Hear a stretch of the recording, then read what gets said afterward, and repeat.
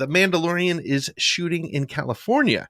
In a move that would make the Trade Federation proud, the next Star Wars film, currently called The Mandalorian and Grogu, will be shooting entirely in California to take advantage of one of the Golden State's largest tax breaks ever, almost $22 million. The cast and crew is said to be made up of 500 crew members, 54 cast members, 3,500 quote unquote background players. I don't know what that means, and will take 92 days to shoot.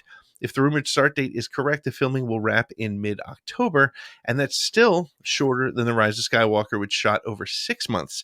This is going to be the first Star Wars movie filmed entirely in California. Nick, I don't know how I feel about this. Once again, I want to be positive. I'm generally positive. Um, but with things like recently, we just read about. We've been seeing a lot about the was it Roadrunner movie, Yeah. which got shelved for a tax write-off. I mean, I'm glad that Lucasfilm is taking advantage of the tax write-offs, but man, I hope that's not driving decisions. Because what's a Star Wars that's not shot in Tunisia, right? Or at Pinewood Studios in London? So I'm a little concerned. I'm a little nervous. It just might be the old school thinking that I have. But what are your thoughts on it? Well, we talked about this a little bit last week, and you were not with us, but Corey, our friend Corey Ryan Forrester, we talked about, the low budget, quote unquote, low budget, $130-ish million. Yeah. What does that mean? That's essentially the budget of a season of The Mandalorian.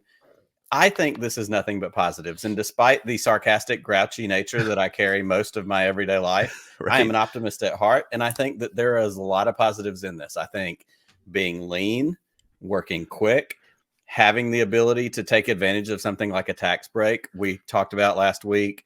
I think, in fact, it was Cheyenne that said, that doesn't take into account marketing budget and all these other things. I think this is all positives. One, we don't know what the story is, so it may be all set somewhere on the Forest of Endor, which means, hey, we just have to be in the Redwood Forest. We don't know, the different elements that are going to play into this.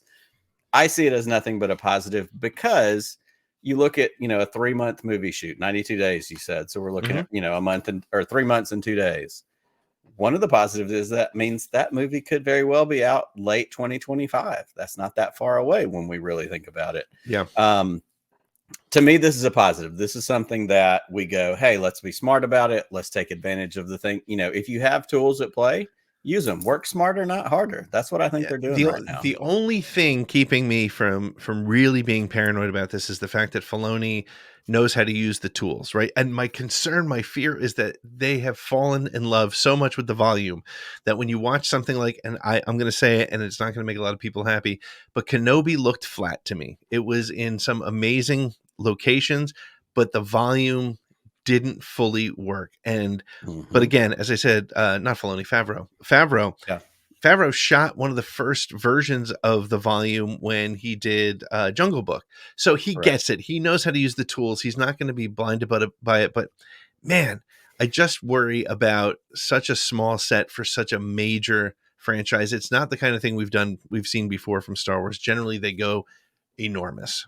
Right. Well, and I think if you look at Mando season 2, the iconic shot of Fennec Shand jumping backwards, shooting as she's jumping off that cliff. Yep. That was shot on set in California. So again, I think story dependence, where are they going to be? Is it something that they can stage? I think you're right. I think that ultimately the volume is going to play into it because you have this tool. If your boss tells you, hey, you can do work on Zoom, you're going to do work on Zoom. I also think that depending on where the locations in the movie are going to be, that also has the ability to still be practical and still be on set. So we'll have to see how that plays out. We shall see for sure.